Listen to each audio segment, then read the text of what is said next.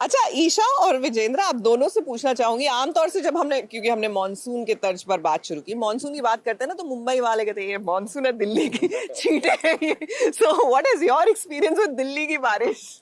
I think अच्छी है, काफ़ी ओकेजनल है, थोड़ी सी आती है फिर बंद हो जाती है। लाइक मुंबई वी नो कि अगर आ रही है तो वो चलेगी, लंबी चलेगी। यहाँ पे आई हेलो बोला and then it was fine, so I think it's interesting. मौसम ठंडा हो गया, वो बहुत अच्छी बात थी बिकॉज वी स्टार्टेड शूटिंग। बहुत गर्मी लग रही थी, पसीने में चेस सीक्वेंसेस वगैरह थे। अचानक से चेंज हुआ है ये मौसम। और हवा के साथ आता हवा है। आई, ऐसा लगा थोड़ा सा छोटा सा तूफान आया और फिर बारिश शुरू।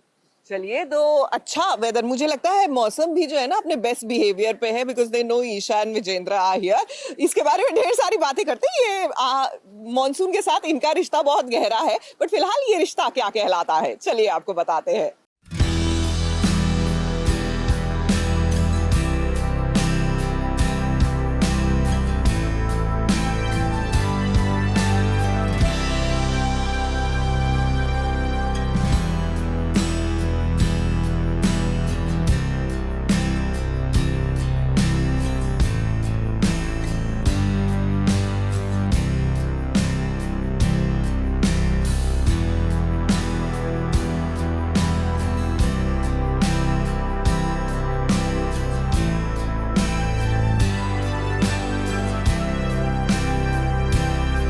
अबीरा और अरमान की घर वापसी हो रही है। अब बेटा और बहू घर वापस आ रहे हैं।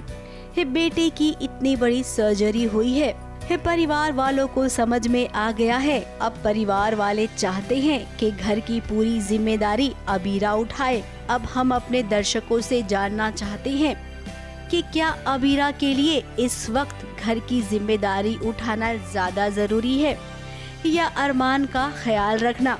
अब जब ये सवाल हमने अबीरा से पूछा है, तब अबीरा का कहना है कि नहीं, मैं अभी घर की जिम्मेदारी नहीं संभाल सकती हूँ, क्योंकि मुझे अभी अरमान पर ध्यान देना है।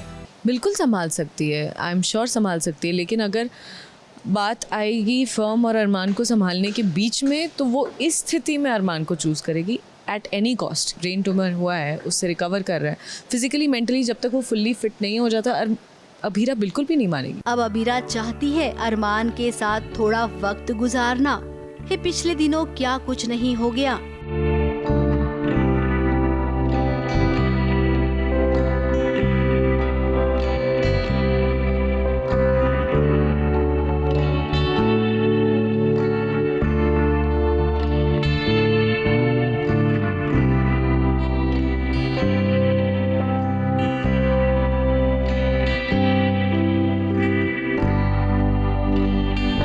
इतनी सारी चीज़ों से बाहर नहीं आ पाया, और प्लस उसको ये भी लग रहा है कि पोद्दार फैमिली नहीं है फैमिली, वो सिर्फ प्यार नहीं करते, वो उनका गिल्ट है कि उन्होंने वापस ये सारी चीज़ें जो भी कर रहे हैं वो, तो मोर देन एनीथिंग उसकी वो हालत नहीं है, एंड उसके ऊपर इस समय वो रिस्पॉन्सिबिलिटी एंड बर्डन डालना किसी भी तरह से सही नहीं है।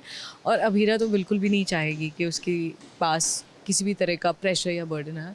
तो जब ये बात आती भी है तो अबीरा बीच में आ जाती, बोलती आप लोग प्लीज़ अभी प्रेशर मत बनाइए। वहीं दूसरी ओर पोद्दार फर्म बंद होने के कगार पर आ गया है। क्रिश ने कहा है कि सारे क्लाइंट हमसे नाराज हैं और हमें छोड़कर जा रहे हैं।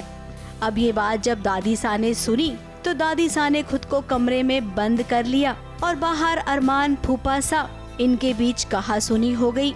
अब यहाँ पर कोई नहीं समझ पा रहा है कि अरमान की हालत ठीक नहीं है। फिर ऐसे में इतना बड़ा कलेश फूफा सा आप क्यों करते हैं? बार बार आप इतना सब कुछ कैसे कर लेते हैं? खैर, अब दादी सा को बचाना है। अबीरा ने कमरा खोल दिया है और दादी सा बेचारी अपने पति की तस्वीर लेकर बाहर निकली। वहाँ पर क्रिश उथल पुथल सारी ऑफिस में मचा रखी है उसने, और बोलता है कि क्लाइंट हाथ से निकल रहे हैं और फर्म बर्बाद हो सकती है, सब कुछ बंद हो सकता है। दादी सा को शौक लगता है। उसके बाद वो सबको बाहर भेज देती हैं, वो अंदर है रूम में, हम सब वरिड होते हैं। तो वो सीन है जिसमें मैं चाबी मंगा के, मास्टर कीज़ जैसे होती हैं दूसरी चाबी, वो मंगा के खोलने की कोशिश कर रही हूँ कि कहीं दादी सा कुछ शौक में आके कुछ उल्टा सीधा ना करें। या अब दादी सा का सपना भी अबीरा टूटने तो नहीं देगी, तो इसका मतलब अबीरा के लिए चैलेंज बहुत ज्यादा है। एक तरफ पति तो दूसरी तरफ पोद्दार फर्म। इन दोनों की जिम्मेदारी को कि क्या वो पैरेलल पूरी कर पाएगी। मुंबई से विशाल शर्मा के साथ एबीपी न्यूज रिपोर्ट।